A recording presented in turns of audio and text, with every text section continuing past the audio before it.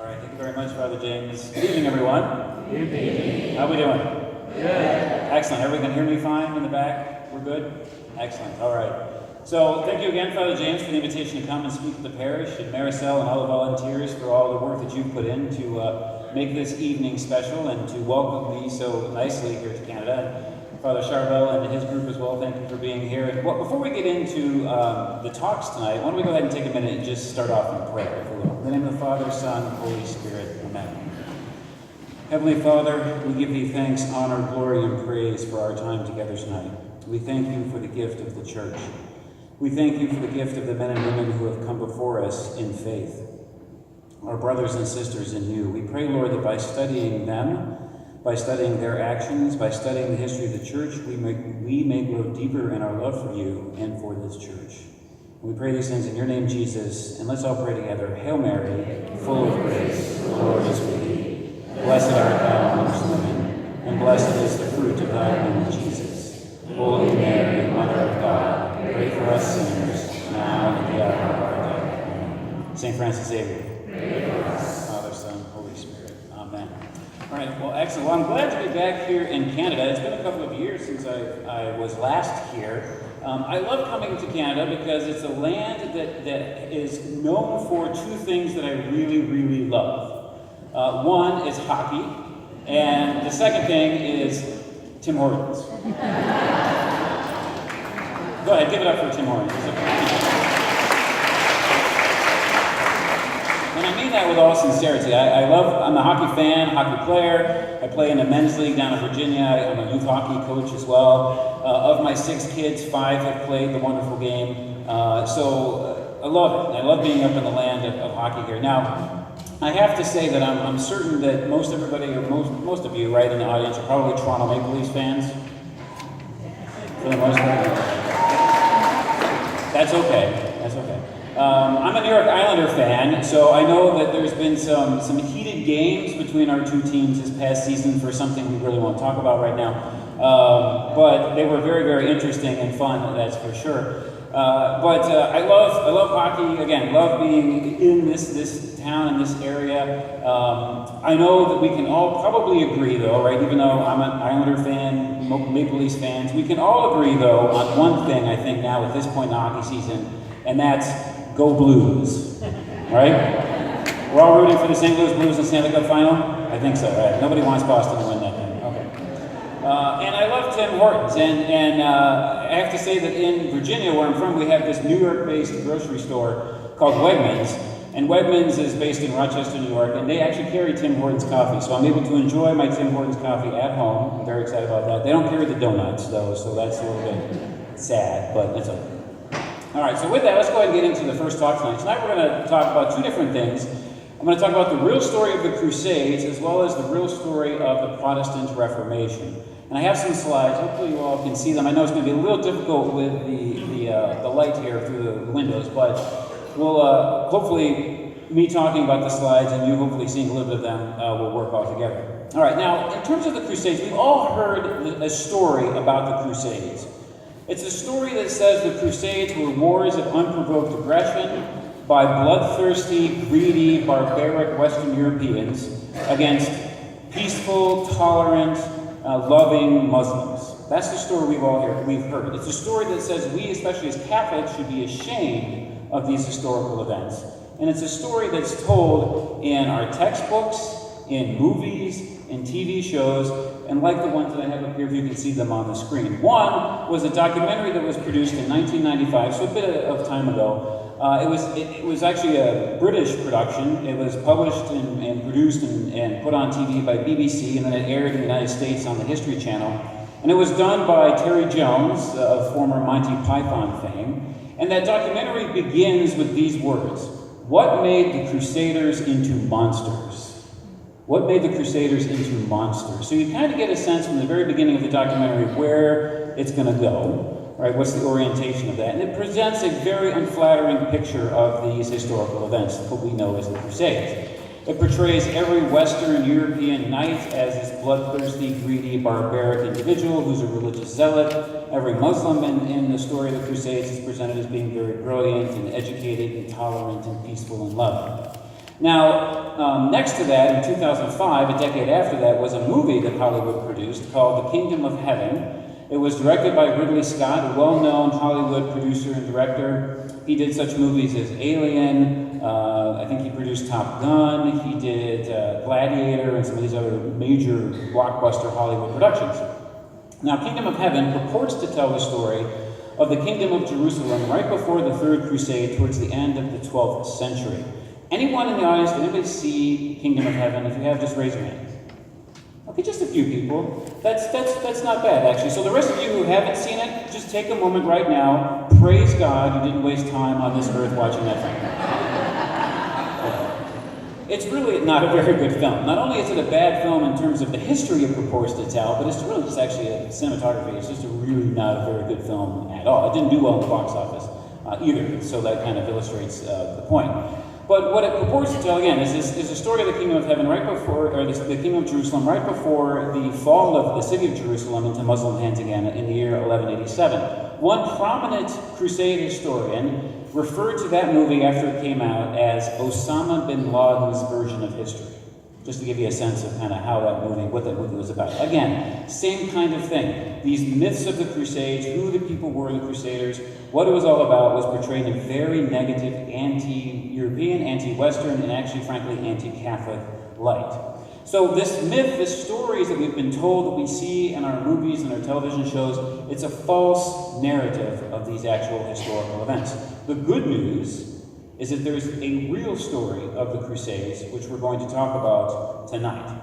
But before we get into the real story of what the Crusades actually were, we should probably look at just a little bit about what some of the false myths associated with the Crusades, and some of the ones we're going to talk about, I'm going to touch on tonight. There are many in the modern world, and I touch on them in great detail in my book, The Glory of the Crusades, but I'm only going to talk about a few tonight. So what we're going to look at tonight are, number one, that the Crusades were wars of unprovoked aggression. That's one of the major myths we hear all the time about the Crusades. They were wars of unprovoked aggression. Another myth is that they were wars motivated by greed. That the reason why knights went on crusade was because they wanted money. It was all about money. It was all about greed and being prosperous. Another myth we hear about the Crusades all the time is that they're the source of the tension, the modern-day tension between Islam and the West. Why is it that you have certain Islamic elements and groups that are attacking the West? It's all because of the Crusades, the narrative, the false myths tell us.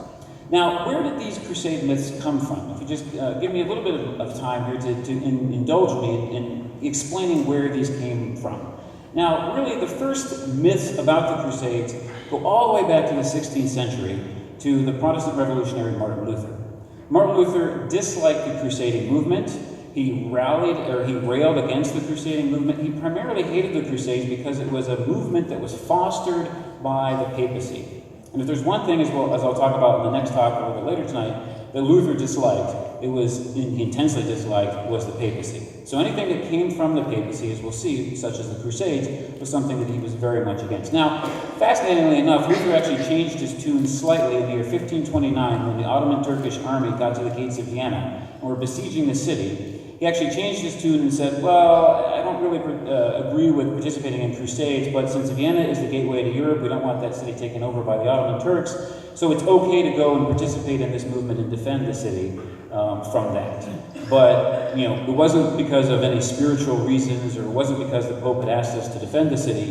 It was because Luther was concerned about the fall of the city as a whole, because then the rest of Europe might be open to conquest. Now, Crusades myths really pick up as we get into the 17th and 18th century in a period of time known as the Enlightenment, where you have these mostly French, but also some British authors and writers who are very anti-religious, they're especially anti-Catholic, and they begin to use historical events and the false narratives really that they create about historical events to discredit the church. And one of those was a Frenchman by the name of Voltaire. And Voltaire wrote this about the Crusades. He said they were wasteful, pointless, ruined by excessive papal ambition for worldly power, an example of the corrosive fanaticism of the Middle Ages. That's what Voltaire thought about the Crusades. So only religious zealots, only people who were motivated by greed and money went on these things. And it's obviously something that's excessive, associated with the papacy, and that's bad, is what Voltaire was trying to argue. Now, as we move forward in history, when you get to the 20th century, the Crusades myths and the false narrative associated with the Crusades takes another turn when you have European colonialism at the end of the First World War. You have the British and the French that move into certain areas of the Holy Land, into Syria, into Palestine, and establish these colonial mandates. And when they go to those areas, they talk about what they're doing in terms of why they're there, utilizing Crusader imagery. Now, it's a false association, but it was an association nonetheless.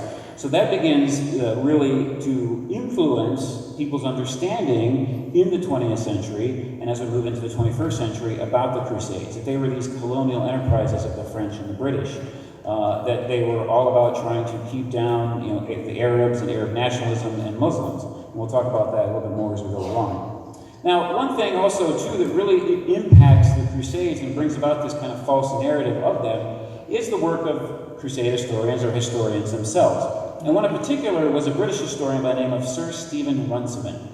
Now, Runciman was a historian that lived in the 50s. He died in the year 2000, or I should say in the 50s, rather. He produced a 3-volume set of work on the Crusades known as the History of the Crusades. It's still in publication today. If you go to Amazon and type in, Crusades, one of the first books that will pop up on their search engine is Runciman's History of the Crusades, his 3-volume work. Now, Runciman was not specifically a Crusade historian.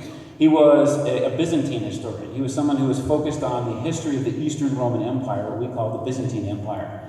And so he saw the Crusades through that lens, not through the proper Western perspective, but rather from a more Eastern perspective, even though he himself was a Westerner. And Runciman really disliked the Crusading movement and disliked the motivation for why people went on crusade. He kind of misplaced that. And how he presented the Crusaders was in many ways that I mentioned to you just earlier about how we see them or how the myths are presented about them today. That they were simpletons, religious zealots, they were barbarians, motivated by greed and money. And his work, his 3-volume work, The History of the Crusades, again, as I mentioned, it became very popular. It's very easy to read. It's written in a narrative style, so it's not very academic or kind of scholarly language. And so it sold greatly and was very, very influential. But just to give you a sense of Runciman's view of the Crusades and how he saw them, I'm going to read you the last several sentences of his 3rd volume. This is what he wrote about them. He said, about the Crusades, there was so much courage, so little honor, so much devotion, and so little understanding. High ideals were besmirched by cruelty and greed, enterprise and endurance by a blind and narrow self-righteousness. And the Holy War itself was nothing more than a long act of intolerance in the name of God, which is a sin against the Holy Ghost. So for Runciman, the Crusades were nothing more than just one big sinful, intolerant act, an act of sin against the Holy Spirit. That's how he saw this. And his view and his works really, they're very influential. They shape most of what we see on TV. That's who most of those who produce TV shows or movies about the Crusades, they go to Runciman and use his volumes as a source. I recently just picked up and looked at another book that came out about the Crusading, the time period of the Crusades. And one of the first was a book on the Templars, which is one of the military religious orders that grew out of the Crusades. And one of the first sources this particular author, who's not a Crusade historian, lists as his source is Runciman's 3-volume work. So whenever I see that, I automatically go, okay, this is kind of suspect. Because no self-respecting Crusade historian today actually uses Runciman's work at all, or cites it. It's so biased in an anti-Catholic, really, an anti-Crusades way that it's not utilized by those who really know what the current scholarship is. So that brings me to my next point, is the current scholarship. Over the last 40 years or so, last generation, there's been a lot of research into Crusade studies. You actually have a whole group of historians now who are only focused on studying the Crusades. They're medievalists, but they concentrate on a very specific period of the, aspect of the medieval period on the Crusades themselves. And so there's a group of scholars that have undone all of this narrative, these false narratives, and all of the myths that I presented to you, and we'll talk about some more in detail tonight. They've undone all of that with their own work, their own research into principal and primary sources, and through archaeology and all kinds of great things. Unfortunately, their work has for the most part stayed within the academy, stayed within the scholarly arena. It hasn't really filtered out into a larger, more wider popular audience. That's what I attempted to do in my one book, The Glory of the Crusades, is to take a lot of this good research that's been out there for the last 40 years and make it a little bit more accessible to people. And we'll talk more about that later. Unfortunately, even Catholics are susceptible to believing the false narratives and the myths about the Crusades. And there are many Catholics that when the word Crusades pops up in conversation, as it usually or sometimes does, we're apt to just kind of ignore it or brush it aside or say, oh yeah, that was a bad time in our church's history, let's move on to something else. We don't want to talk about this historical period of time because we ourselves have been given this false narrative. We do not know how to counter it, how to counteract it.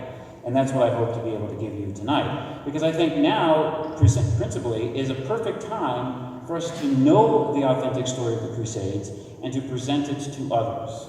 Right? We are called by virtue of our baptism to be evangelists in the world, right? To give the light of Christ to others, to bring others into a knowledge of Jesus and the church. But we can't do that unless we know Christ, and we can't do that unless we know the church. And so when we are challenged by certain people on historical topics like the Crusades, if we don't know the authentic history, then we can't respond authentically, right? So that's the whole point of why you're all here tonight and what I hope to accomplish. All right, so let's get into the topic now in terms of what were the Crusades? What exactly is this thing that we're talking about? Well, it's proper to talk about the Crusades as a movement.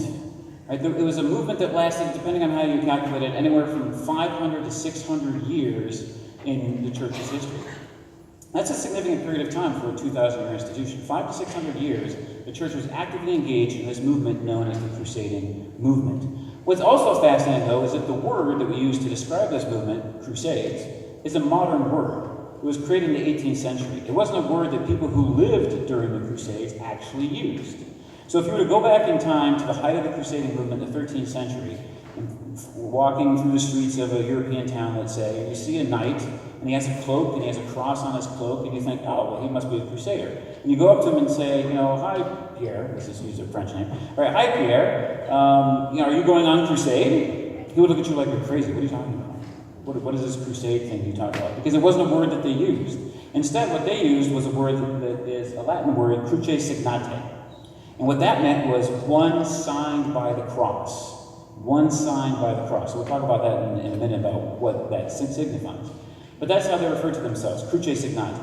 And what they said they were doing was that they were participating in the passagia, which is a Latin word which just means passage or journey, but in the medieval world, it actually had a very specific definition.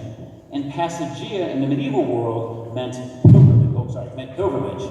And it meant pilgrimage, let's make sure everybody's awake. It meant pilgrimage to the Holy Land in particular, right? That's what passagia meant. So if you were going on crusade, you were actually participating in the passagia, and you were one signed with the cross, the cruce signate, right? Now the crusading movement, since it lasts 500-600 years, it actually evolves. So there's a lot of different forms that the crusade took. Most of the time, we're talking about the Crusades, and when the word is mentioned, most of us think about the 8 traditionally numbered campaigns against Muslims in the Holy Land or in North Africa. But there were other forms of crusades as well. There were crusades against pagan tribes in what is the European Baltic states, the northern states of Lithuania, Estonia, Latvia. There were crusades against heretics, especially in the south of France, known as the Albigensian Crusade. And there were even crusades against enemies of the church. One great example of this is the Holy Roman Emperor Frederick II had some political issues with the Pope, and so a crusade was actually called against him. So the point is that when we talk about the Crusades, we have to be specific because there are multiple different forms that this movement took. But again, the only thing I'll talk about tonight, and which most people think about when we talk about the Crusades, are those that are associated with the liberation of the Holy Land and North Africa from Islamic control. Now, for a campaign to be considered a crusade, there were certain essential ingredients that needed to be in place for an armed expedition to be considered a crusade. The first thing, there are 4 of these. The first thing is that those who participated in the Crusades had to take the cross. Remember I mentioned to you the word that they used for themselves was cruce signate, those signed with the cross. So what you did when you participated in the crusading movement is you actually took a vow to God, not to the Pope, not to your bishop, and not to your Lord, your secular Lord, but you took a vow to God to participate in this armed pilgrimage to liberate the Church of the Holy Sepulchre in Jerusalem from Islamic control. That was the specific Crusader vow. And it was a binding ecclesiastical vow that you had to fulfill.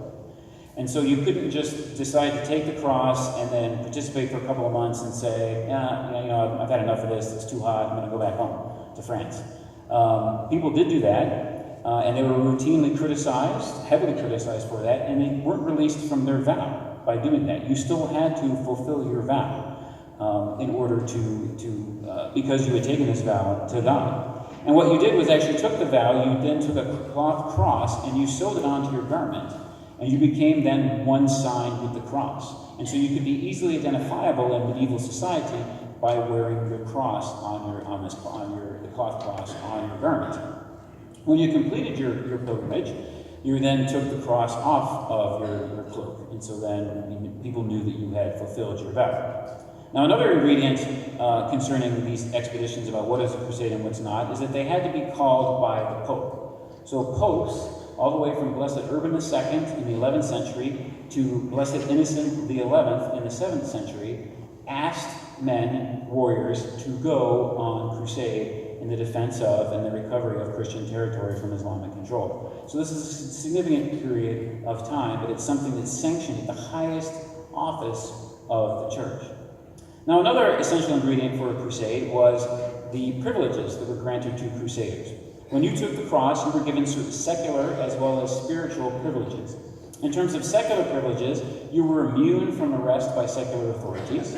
You didn't have to pay tolls and taxes, which would be kind of great, wouldn't it? You didn't have to pay tax or pay tolls by being a crusader. So you had free range of movement on the roads of Europe. Didn't have to pay tax. You could only be, if you were accused of a crime, you could only be tried in a church court, not a secular court, because you became a temporary cleric, in essence, really. You became only subject to the laws of the church by taking the cross. Now, another thing that happened that was very significant is that becoming a crusader was voluntary, right? So popes encouraged men to go, women went as well, but they encouraged warriors in particular to go, but it was voluntary. You didn't have to go on a crusade. It was a voluntary obligation, or a voluntary movement. But this is a time of feudalism, and what's important in feudalism, obviously, is at least the wealth is associated with land and property. And so what you're concerned about as a landowner is that, well, if it's voluntary and I decide to go on crusade, but my neighbor, let's again call him Pierre, if my neighbor Pierre decides he's not going to go on crusade, and there's an orchard that's in between the border of our two lands, and we've been kind of fighting over this orchard for years, if I go on crusade and Pierre stays home, what am I going to be worried about? That Pierre's going to come and take my land. He's going to take my orchard. He might kill my family. He might kill my serfs. He might do horrible things to my property, and I don't want that. So maybe I decide not to go on crusade because I'm worried about that. Well, the church recognized that and stepped into the situation and said, well, here's what we're going to do. And when you take the cross, we will guarantee the protection of your family and of your property by excommunicating automatically anyone who attacks your property. So when you became a crusader, the church protected your land, protected your family, through the spiritual penalty of excommunication for anyone who attacked your lands. That was significant. It's very, very helpful for these men to then decide to go on crusade. And then lastly, the last element is the indulgence, the spiritual privilege. Those who went on crusade were granted by the Pope a plenary indulgence. And this was the thing, the spiritual privilege that actually motivated most individuals to participate. This was considered a unique spiritual opportunity in the lives of these individuals. And medieval society was very much rooted in the faith, very much rooted in the life of the church. And so when warriors were presented this opportunity to utilize their military skill in defense of the church and in a movement that was going to help liberate ancient Christian territory that had been occupied by Islamic forces, they jumped at the chance to participate and to do this. Now, one thing I want to also mention here before we get into some of the specific myths is this notion that some Catholics have that we really shouldn't talk about the Crusades, or we shouldn't see them in any kind of positive light, because it was an aberration in church history. It was something that was bad that we should just kind of forget or just apologize for and move on. Well, again, that's not really historically accurate. When you look at it, this crusading movement was an integral part of the life of the Catholic Church for several centuries, for 600 years. As I mentioned before, popes from Urban II to Innocent XI in the 17th century encouraged men, encouraged warriors to participate in this movement. They wrote letters urging the faithful to participate. They went on preaching tours all throughout Christendom, asking warriors to participate. So this was something that, again, was sponsored at the highest levels of the church, and they offered spiritual incentives, like the indulgence, for men and others to participate in it. Clergy, Catholic clergy, participated in the Crusades as well, as chaplains, as leaders of expeditions as well. Bishops, cardinals, priests, saints of the church encouraged men and warriors to go on crusades. Saints from St. Bernard to St. Hildegard of Bingen to St. Catherine of Siena all encouraged men to participate in this movement.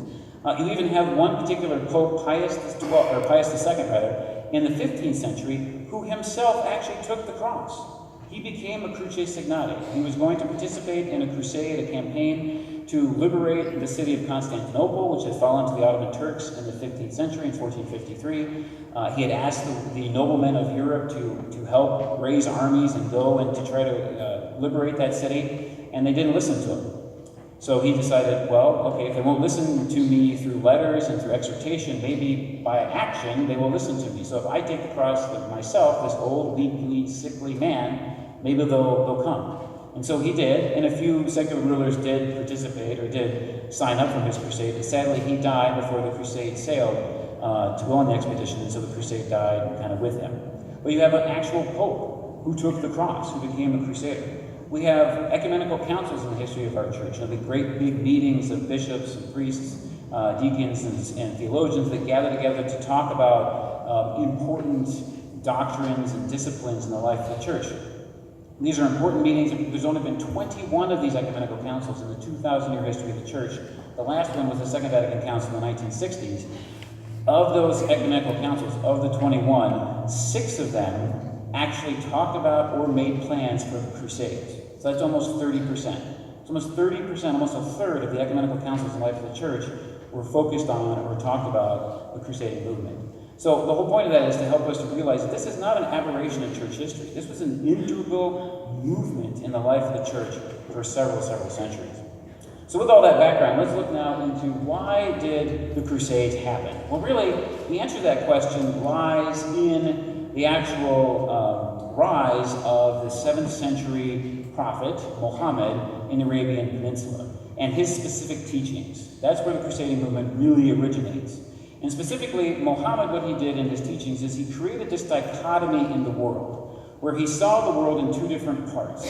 He taught that there was the world of Islam, those who believe in Allah and those who follow him, Muhammad as the prophet of Allah, and then everybody else in the world. And everybody else in the world was what he called the house of war. There was the house of Islam, and there was the house of war. And so the world was divided into these 2 camps. And it was the job, the duty of every person in the house of Islam to bring those in the house of war into the house of Islam by violent conquest, if necessary, through jihad. That's how Muhammad saw the world, and that's what he taught his followers how to see the world as well. And everyone who was in the house of war, or the house of Islam rather, was in what he called this community of believers known as the Ummah, the U-M-M-A. And so again, it was a dichotomy, a split between those who believed and those who didn't. And it was the job of those who believed to bring those who didn't believe into that house of belief, into the Ummah, through violent means as necessary. Right before he died in the year 632, Muhammad gave a farewell address in which he said this to his followers. He said, "Fight all men until they say there is no God but Allah." Fight all men until they say there is no God but Allah. His followers actually took that teaching into practice after he died, and even before he died, there were excursions and military raids into Christian territory. But over the 100 years from his death in 632 to 732, most of the ancient Christian territory in North Africa and the Holy Land had been conquered by Islamic forces. In the year 635, the province of Syria, the Byzantine province of Syria, had been conquered.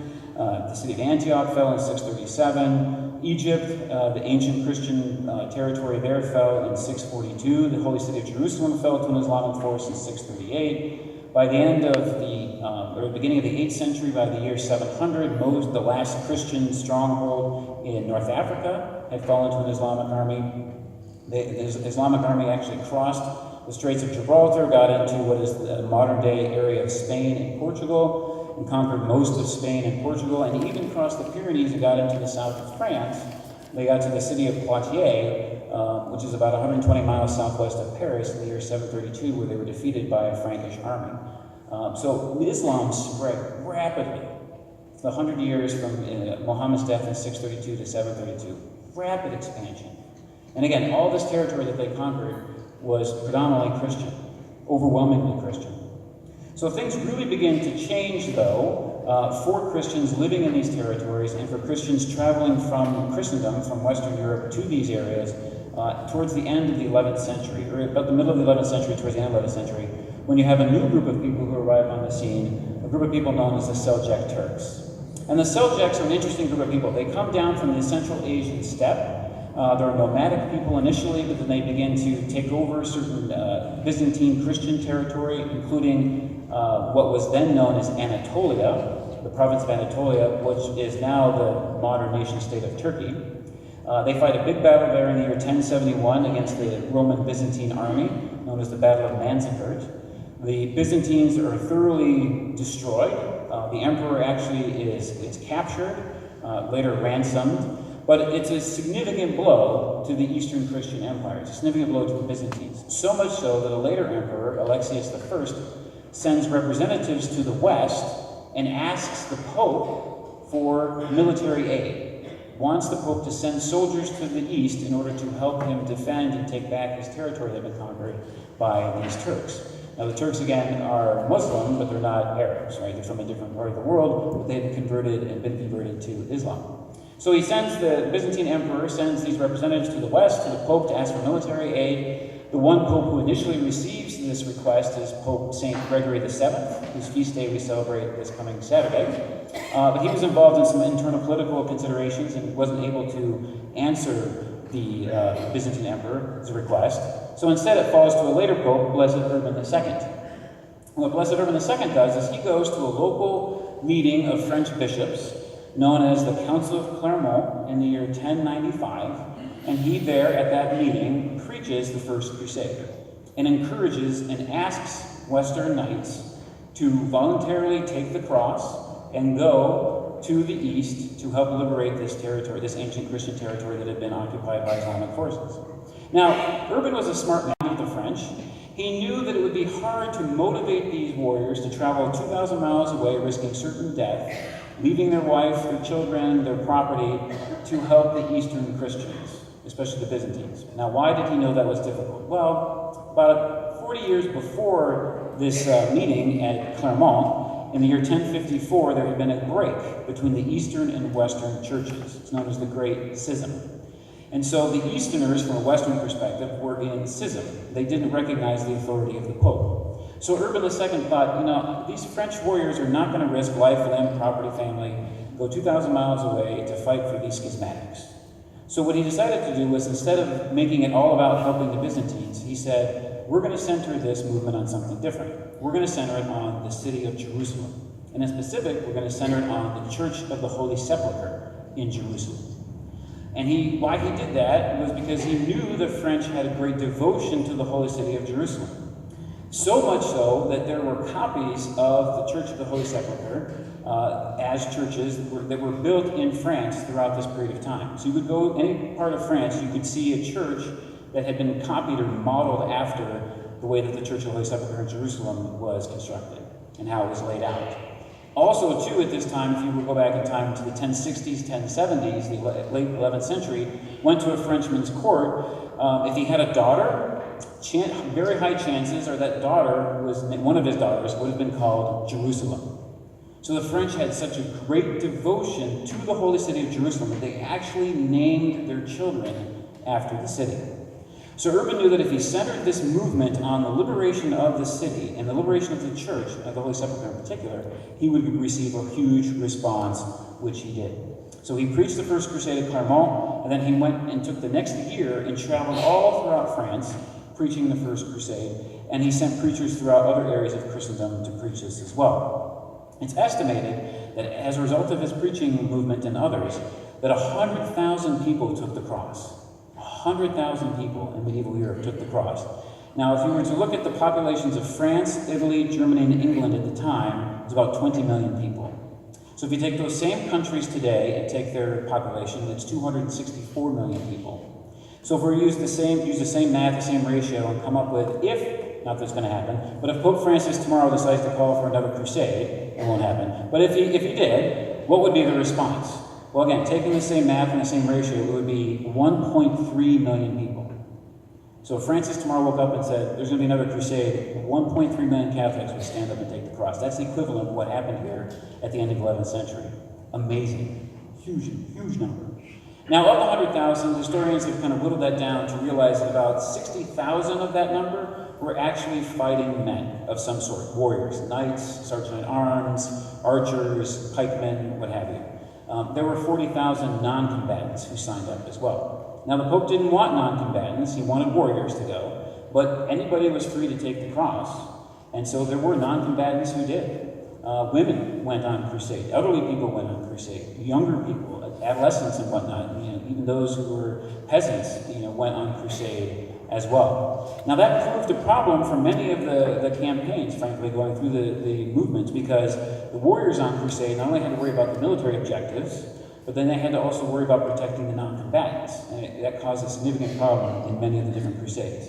So again, Urban wanted warriors to go, but non-combatants went. He also had this interesting stipulation. He said that if you were married, you had to get your wife's permission to go on crusade before you could go.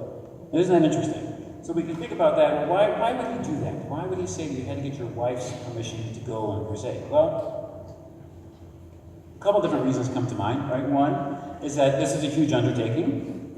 The chance and risk of death was significant. Although those in the First Crusade didn't know it at the time, they didn't know what the casualty rate would be, but they all knew that it would be a significant undertaking and highly, highly dangerous. Turns out that 80% of those who participated in the First Crusade never made it home. 80%. That's a significantly high casualty rate. Later expeditions knew that rate and decided to go anyways. That shows you how important the people of medieval Europe took this movement. That despite the significant risk of death and loss of property and whatnot, people still went. But he did that because, again, he wanted this is a huge decision for a family. He wanted the decision to be made by both husband and wife. When the husband is gone, all of the, especially noblemen, all the manorial duties or the duties around the manor would fall to the wife. She would have to be in charge of the servants, of the serfs, oversee the land, make financial decisions. That's a huge undertaking. And so he wanted to ensure that both husband and wife had talked through that and had made the decision together. Now, what you find interestingly, though, as we go through the Crusading movement, is by the 13th century, a later Pope, Innocent III, will get rid of that requirement. You no longer needed your wife's permission to go on crusade, because by that point, men were using that stipulation as an excuse to not go on crusade. So the Holy Father would call a crusade, Holy Father, I'd love to go, but the wife's just got this list this long at the manor house I got to do, I'm sorry, I can't go. So he said, forget that, you don't need her permission anymore, you can go without it. So that just shows you again how important the church took this endeavor to make sure that it was something that was decided upon by a man and wife together, right, mutually. So one thing that I should point out too, is before we get into some more of these specific myths and looking at how to combat them, the Crusades were seen as a penitential act. It was warfare as a form of penance. It was a very revolutionary idea for Urban to preach that in the 11th century, but it was very similar to engaging in prayer or fasting or almsgiving. That's how the medieval mind saw what the Pope was asking them to do. And so there were certain expectations associated with that, unlike the expectations that were placed on a regular army, a secular army, or an army engaged in secular combat. A crusade army had to follow certain expectations. So those who participated were to be focused on spiritual things. They were to be penitential on the march. They were to fast, to pray, to make sure that they went to confession. Right? This was a spiritual endeavor, and so leaving, they all participated in various spiritual practices. They made sure that they sought forgiveness for anyone that they had offended before they left. They also asked those who were staying behind to intercede for them, to pray for them, for their success and their safe return, and for their families. And they also then participated in other personal spiritual preparation, even at the highest levels. When King Louis VII left on the Second Crusade, the night before he left, he spent the night in a leper house in Paris, ministering personally to lepers before he left on crusade, as a form of spiritual preparation for the campaign that he was undertaking. This is how seriously, spiritually speaking, the medieval people took these endeavors. Now, again, what they were doing is participating in an armed pilgrimage, the Passagia, called for by the Pope in a spiritual way, and it was a spiritual movement.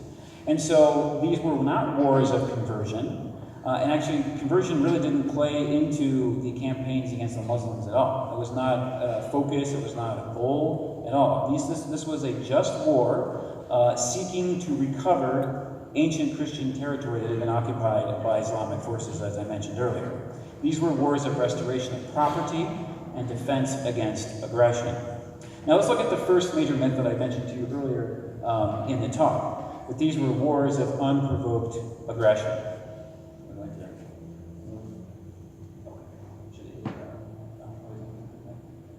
So I might move here in a minute because the sun is now right in my eyes, as you can probably see. So I can't see you all. I don't know if that's not a good thing. I want to make sure you're all still awake, right?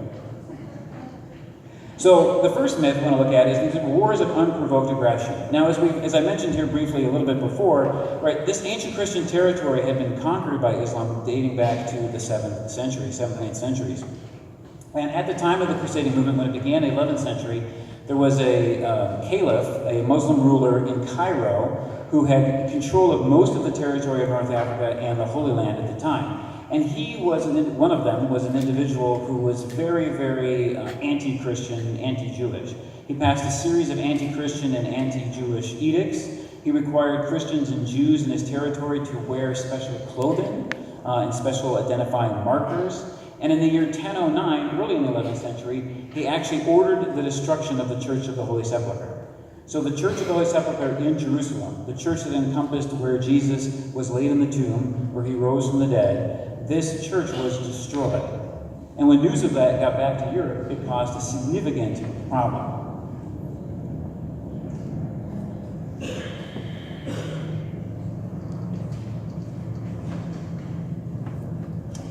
Yeah, I'll just hold it. Yeah, that's fine. All right, so this is actually much better. I can see everybody now instead of the sun. But so the Church of the Holy Sepulchre was destroyed in the early part of the 11th century, and this caused great consternation throughout Christendom as a result, as you can imagine. And then following along through that, as you move through the 11th century, there are reports coming out of harassment of Jews and Christians, indigenous Jews and Christians who were living in the Holy Land at the time. You have accounts of Christian pilgrims from the West going on pilgrimage to Jerusalem and being slaughtered by being harassed. There's one particular event in 1065 when a large group of German pilgrims are traveling to Jerusalem with their bishop, and they're met by a group of Muslims and slaughtered to the last individual. And so news of this is getting back to Europe, and this is causing significant problems. So adding to that the request of the Byzantine emperor for military assistance and all these other things that are going on, harassment of indigenous Christians, harassment of Christian pilgrims, Urban decides to begin this crusading movement and call for help. So these were not wars of unprovoked aggression. There's a series of events and aggressive actions throughout the 11th century in particular, and even before that helped to bring about this movement. Now, another myth that we're going to look at, is the whole reason why men went. Why did these Christians go on the Crusades? One myth that really grows out of the Enlightenment period, as we mentioned earlier, is that they went because they're motivated by money. Right? And this is a myth that's perpetuated by historians who cannot really see that there would be any spiritual reason for people to go. Right? These are usually historians who have no faith themselves, and so they try to come up with ways, well, if I was living in the 13th century or 12th century, why would I go on a crusade? Well, obviously it was for money. Right, I certainly wouldn't go because I had a devotion to Christ. I certainly wouldn't go because I had a devotion to, the church or to the saints. or I was concerned for my own salvation, it was because I was motivated by some kind of secular concern. And so that's what this myth says. And part of this myth is actually associated with this you'll see this a lot in textbooks, that they'll say that there was this population explosion that happened in the 11th century. That actually is true. There was a great increase in European population in the 11th century. And so what they'll say is, well, because you had all these second, third, and fourth-born sons roaming around Europe, because of the rule of primogeniture in feudalism, where only the firstborn son actually acquires the property and land of the family, you have these second, third, fourth-born sons that are running around fighting each other for land. The church decided to take all those second, third, and fourth-born sons and send them to the Holy Land to fight over there, and to get land and wealth and whatnot over there. Now, on the surface, that seems somewhat plausible, but when you get to peel back the onion a bit of that myth, and you look at especially the first Crusaders who went, it wasn't second, third, and fourth-born sons who went on crusade. It's the firstborn sons who go. Overwhelmingly, French families send their firstborn sons. The ones who stand the most to lose by going on crusade, they're the ones who go. And one of the reasons for that is because the families understood how significant of an event this was, how important in the life of the church the crusading movement was. They then offered their most precious person, their firstborn son, to go. That's how important this was for them, the ones who stood the most to lose. And when you read the documents left by the Crusaders, and there are many of these documents that are left, because warfare is expensive, right? We know that in our own day and age. War is expensive. If it's true today, it was true then. War was very, very expensive. One historian estimated it cost 4 times a Crusader's annual income to go on crusade. 4 times his income. The King of France, King St. Louis IX, spent 6 times his annual income.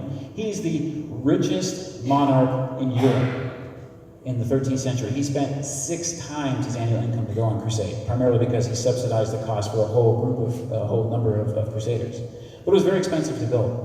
And so they had to sell land, because that was the main form of income and wealth. They sold land to generate the revenue needed to go on crusade, and what they did is when they sold this land, they wrote what are called charters. They wrote bills of transaction, right?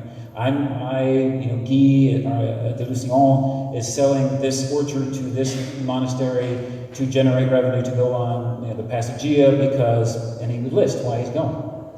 And one group of brothers who went on crusade, the first crusade, they sold some property to an abbey. They said this is why they did it. They said, we're going to Jerusalem both for the grace of the pilgrimage and under the protection of God, to exterminate wickedness and unrestrained rage of the pagans, by which innumerable Christians have already been oppressed, made captive, and killed.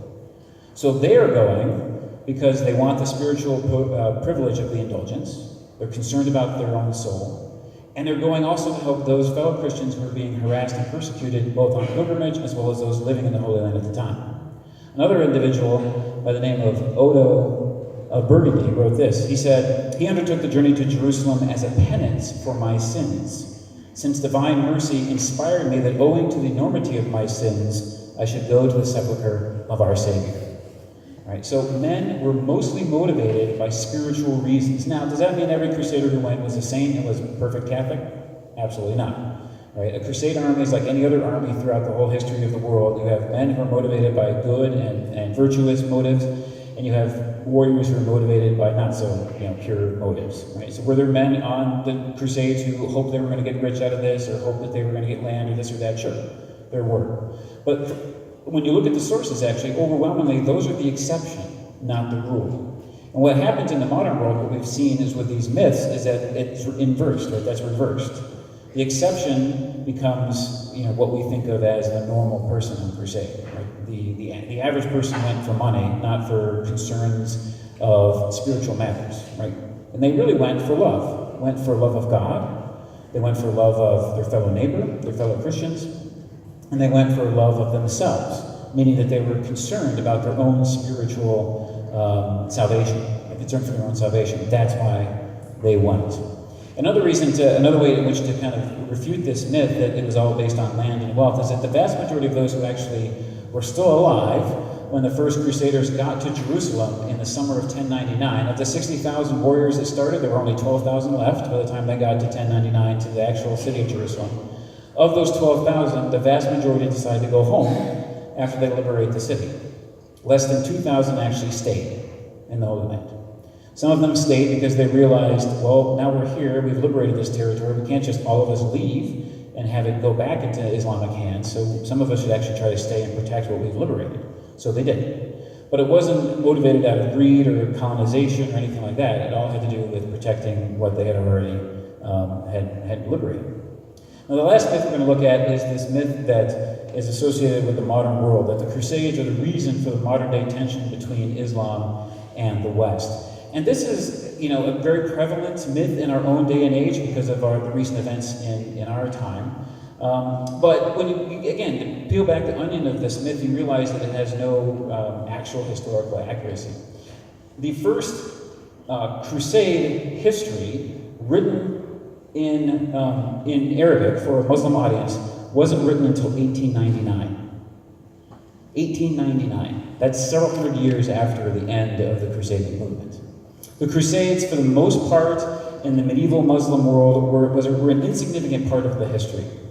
So it wasn't something that they focused on at all. What ends up happening is, as I mentioned earlier, when you get into the 20th century, late 19th into the 20th century, you have this European colonialism, especially by France and Britain, into parts of the Islamic world in the Middle East.